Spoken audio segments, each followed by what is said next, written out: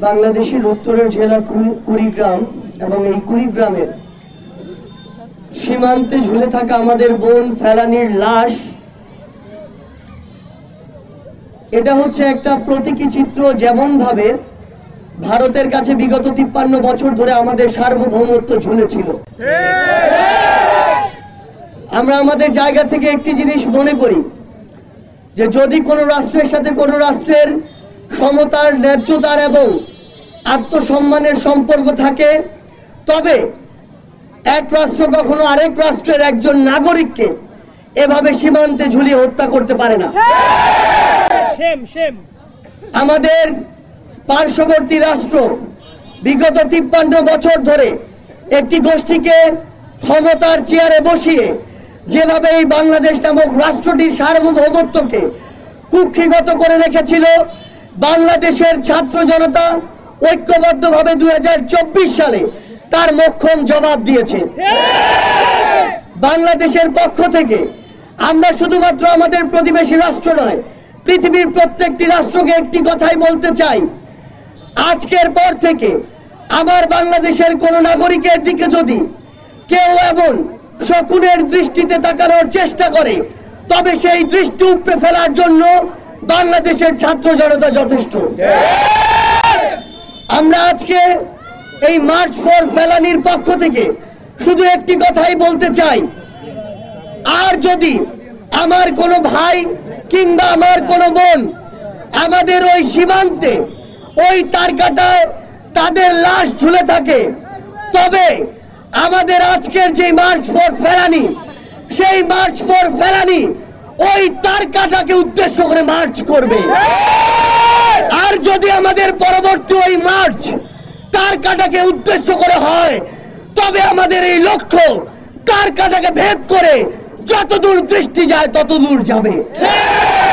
আমরা শুধু স্পষ্ট করে পৃথিবীর প্রত্যেকটি দেশকে একটি কথাই বলতে চাই, এই যে সীমান্ত হত্যা, তারকাটা দেওয়ার নামে যেই জোর করে যে বাধা দেওয়ার যে প্রয়াস, সেই প্রয়াস বাধা দেওয়ার জন্য, সেই প্রয়াস রুখে দেওয়ার জন্য নতুন করে যে অভ্যুত্থান হয়েছে, এই অভ্যুত্থানের স্ফুলিঙ্গ পুরো পৃথিবীতেই ছড়িয়ে পড়বে।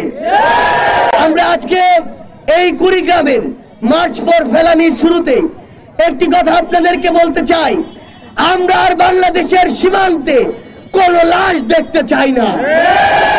আমাদের বাংলাদেশের যত নাগরিককে ওই সীমান্তে লাশ করা হয়েছে, তাদের বিচার আন্তর্জাতিক ট্রাইব্যুনালে করতে হবে।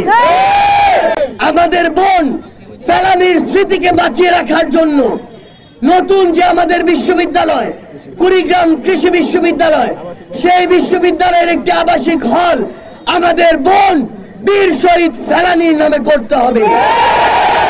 আমাদের সীমান্তে যে মরণঘাতী অস্ত্রগুলো ব্যবহার করা হয়, চুক্তির মাধ্যমে সকল প্রকার মরণঘাতী অস্ত্র ব্যবহার নিষিদ্ধ করতে হবে।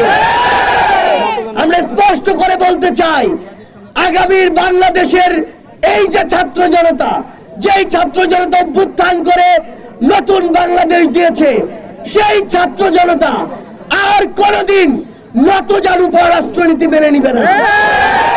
আমরা স্পষ্ট করে আগামীর তরুণ প্রজন্মের ছাত্র জনতার প্রতিনিধি হিসেবে বাংলাদেশের যারাই ক্ষমতাতে আসুক না কেন, তাদেরকে শুধু একটি কথাই বলতে চাই, ক্ষমতাকে আঁকড়ে ধরার জন্য আপনাদের মধ্যে কেউ যদি কোন দেশের কিংবা কোন গোষ্ঠীর দালাল হন, তবে আপনাদের পরিণতি ওই খুনি হাসিনার মতোই হবে।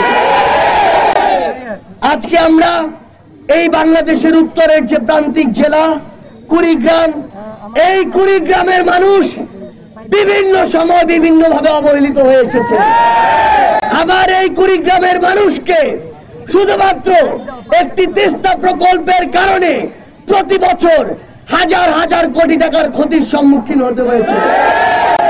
গোপালগঞ্জের মতো একটি জেলায় প্রতি বছর যে বাজেট গিয়েছে, পুরো রংপুর বিভাগে সেই বাজেট আসেনি। আমরা আজ এই কুড়িগ্রামের উন্মুক্ত মঞ্চ থেকে পুরো বাংলাদেশের উদ্দেশ্যে শুধু একটি বার্তা দিতে চাই, জেলা হিসেবে যেই বৈষম্য এতদিন ধরে এই বাংলাদেশে হয়ে এসেছে, আগামীর বাংলাদেশে উত্তর হোক, দক্ষিণ হোক, পূর্ব হোক, পশ্চিম হোক, সেই বৈষম্য আর আমরা দেখতে চাই না। আমরা বিশ্বাস করি আগামীর বাংলাদেশে আমাদের এই বীর কুড়িগ্রামের বাসীরা ঐক্যবদ্ধভাবে উত্তরবঙ্গকে এগিয়ে যাওয়ার জন্য নেতৃত্ব দিবে, যেখানে আমাদের চোখের সামনে আমাদের চলার স্পিরিট হিসেবে আমাদের বোন ফেলানীর সেই মৃতদেহ ঝুলেছিল, সেটি আমাদের চোখের সামনে কোনো দুর্বলতা নয়, বরং শক্তি হয়ে থাকবে, যেই শক্তিকে সামনে রেখে আগামীর বাংলাদেশ গড়ায় কুড়িগ্রাম সবার আগে রাজপথের সামনের সারিতে অগ্রগামী ভূমিকা রাখবে। সেই প্রত্যাশা রেখে আজকে আমাদের লং মার্চ ফর ফেলানী আমরা শুরু করতে যাচ্ছি। ইনকিলাব জিন্দাবাদ।